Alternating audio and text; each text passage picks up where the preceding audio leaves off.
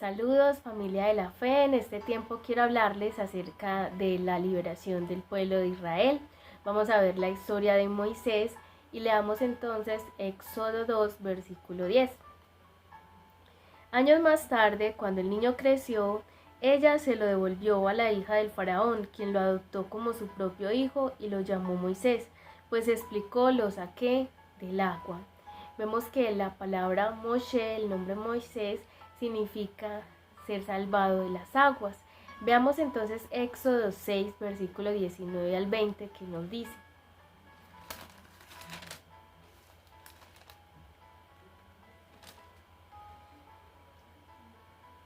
Entre los descendientes de Merari estaban Malí y Musi. Los siguientes son los clanes de los levitas, tal como aparecen en los registros de familia.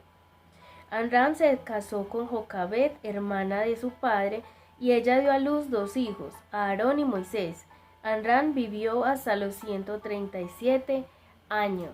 Vemos entonces que los padres de Moisés eran descendientes de la tribu de Leví.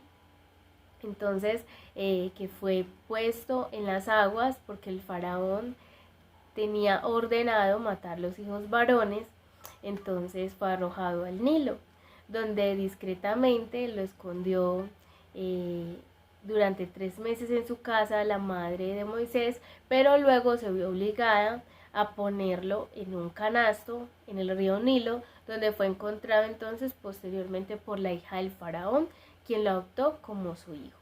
También la historia nos cuenta que, siendo un príncipe egipcio, vio un capataz que le estaba pegando a un esclavo hebreo.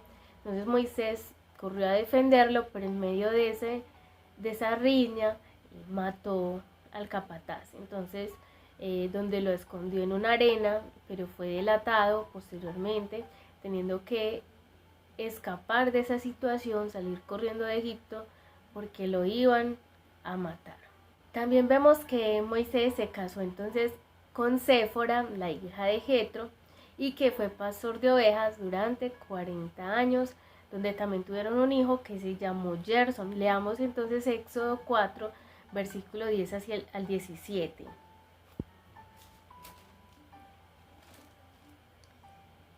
Pero Moisés rogó al Señor: Oh Señor, no tengo facilidad de palabra, nunca la tuve, ni siquiera ahora que tú me has hablado. Se me traba la lengua y se me enredan las palabras. Entonces el Señor le preguntó: ¿Quién forma la boca de una persona? ¿Quién decide que una persona hable o no hable?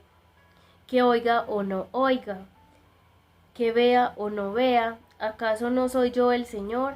Ahora ven, yo estaré contigo cuando hables y te enseñaré lo que debes decir. Pero Moisés suplicó de nuevo: Te lo ruego, Señor, envía a cualquier otro. Entonces el Señor se enojó con Moisés y le dijo: De acuerdo, ¿qué te parece tu hermano Aarón, el levita? Sé que él habla muy bien. Mira, ya viene en camino para encontrarte y estará encantado de verte. Habla con él y pon las palabras en su boca. Yo estaré con los dos cuando hablen y les enseñaré lo que tienen que hacer.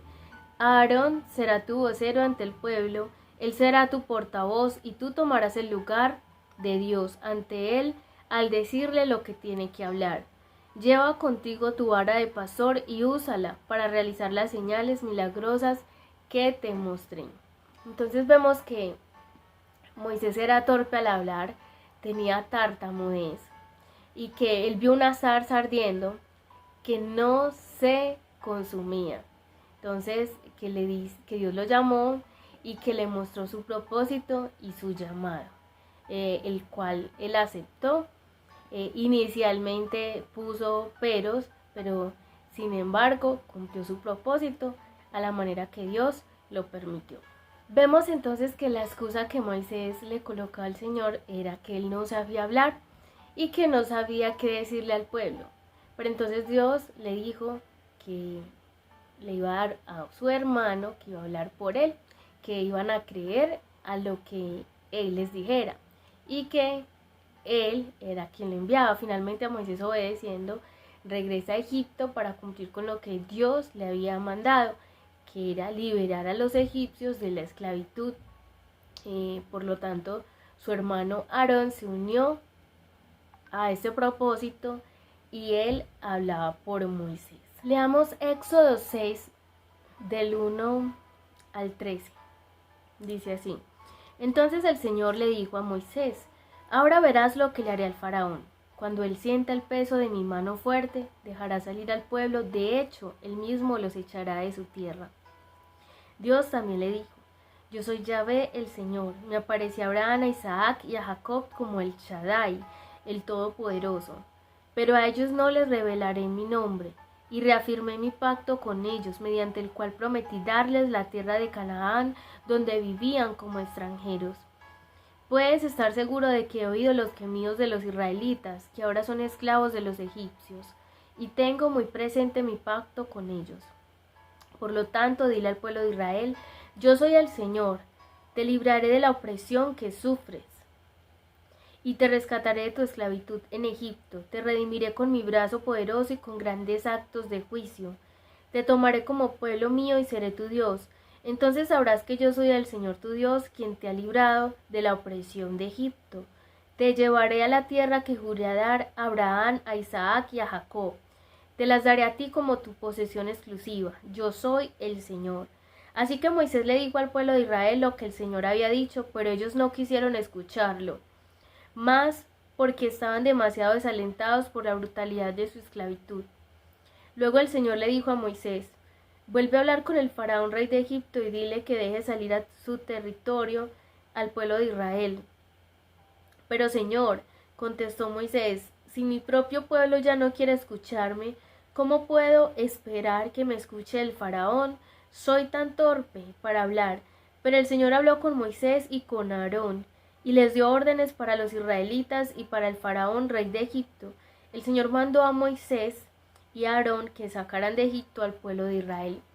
Entonces vemos que de esta manera el pueblo de Israel logró la libertad de los egipcios. Dios hizo muchas señales a través de Moisés, tales como las 10 plagas, abrió el mar rojo, hubo una nube de día durante la tarde para cubrirlos del sol, hubo una columna de fuego en la noche para quitarles el frío, el maná, las codornices, el agua de la roca, entre otros. Veamos qué dice Éxodo 12, versículo 2.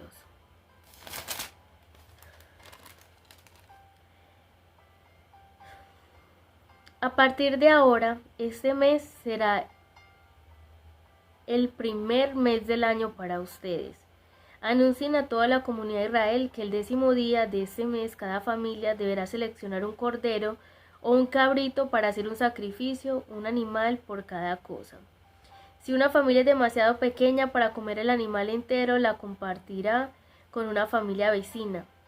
Aquí están hablando de la Pascua, que significa paso, que pasaron por el desierto. Veamos ahora el Éxodo 12, versículo 12. Esa noche pasaré por la tierra de Egipto y heriré de muerte a todo primer hijo varón y a la primera cría macho de los animales en la tierra de Egipto. Ejecutaré juicio contra todos los dioses de Egipto, porque yo soy el Señor. Pero la sangre sobre los marcos de las puertas servirá de señal para indicar las casas donde ustedes estén. Cuando yo vea la sangre, pasaré de largo.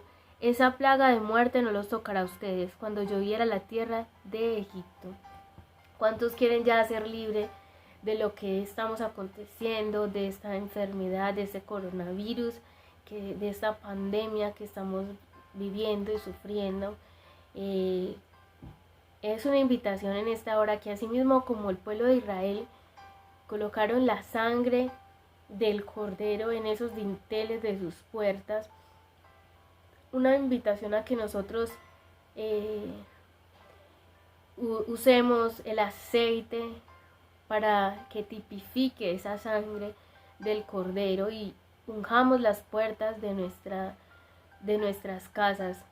Unjamos aún como se ungían los sacerdotes del pueblo de Israel, que ungían su lengua, sus oídos, sus ojos. Únjase, hermanos, unjan todo su cuerpo, unjan sus manos, todos sus orificios, su nariz, unja su lengua, sus ojos, sus oídos, que solo ingrese a su vida por sus oídos las noticias de Dios, que puedan escuchar solo la voz de Dios y no la voz del enemigo, que lo que entre por su lengua sea bueno, que no entre nada malo a su cuerpo, ningún virus entre por su nariz, aún por los ojos, lo que vemos en las noticias. Hay veces esas cosas que vemos contaminan nuestro ser, y quizás hemos estado contaminados todo este tiempo de tanta basura que nos ha querido mostrar el mundo, y hemos sido tan influenciados por esas comunicaciones que nos han antes dicho cosas o hecho creer cosas que tergiversan la verdad. Entonces creámosle a Dios que Él es un Dios que va a perseverar a su pueblo, y que si estamos pasando por este desierto, el Señor nos va a pasar a libertad, a nuestra tierra prometida, y que quizás estamos oprimidos, estamos desesperados, quizás con malestar de lo que estamos viviendo, de lo que estamos pasando, pero el Señor es esa nube en el día y esa nube en la noche, esa columna de fuego en la noche para guiar nuestro caminar, y esa nube de día para quitar ese calor es del sol, esa fatiga. Entonces orémosle al Señor para que el Señor bendiga nuestra vida, bendiga nuestro ser, nos llene de su presencia y nos lleve de su mano a la tierra prometida. Quizás estás comiendo del día a día ese maná, que solamente puedes buscarlo día a día, que no puedes acumular. Entonces este es el momento para depender de Dios y dejar que Él nos guíe con su mano y nos lleve a su tierra prometida, en el nombre de Cristo Jesús. Gracias, Señor, bendice a nuestros hermanos, llénalos de tu presencia, sé tú sanando a los enfermos en esta hora, sé tú pasando tu mano sanadora sobre esos corazones, Señor, aún sobre esas mentes, Señor. Te lo pedimos en el nombre de Cristo Jesús, que tú traigas una salud mental, una salud divina, Señor, llenándolos cada día más y más de tu presencia, de tu gozo, de tu deleite, Señor. Permite que seamos personas que nos deleitemos en ti, Señor. Que no nos quejemos, Señor, por la situación, sino que andemos en la libertad del Espíritu Santo, en el amor, en la mansedumbre, en la fe, en la templanza, Señor. Te lo pedimos en el nombre de Cristo Jesús, Señor, que seamos personas que transmitamos, Señor, esa fe a otros, Señor, que nos contagiemos, Señor, de ese amor, Señor, inagotable tuyo, Señor. Te lo pedimos en el nombre de Cristo Jesús, Señor, y que seas trayendo esa esperanza, quizás a esa persona que ya no quiere vivir más, que está cansado de su problema, en el nombre de Jesucristo Jesús, que tú seas allí quitando todo espíritu de suicidio, en el nombre de Jesús, Señor. Te lo pedimos, Señor, que seas quitando todos esos pensamientos, Señor, y llevando cautivos a la obediencia de Cristo Jesús, en el nombre de Cristo Jesús, Señor, te lo pedimos, y que seas pasando tu mano sanadora sobre toda enfermedad de artritis y sobre toda enfermedad de cáncer, en el nombre de Cristo Jesús. Te lo pedimos y lo creemos. Gracias, Señor, porque tú eres bueno. Amén y amén, Jesús.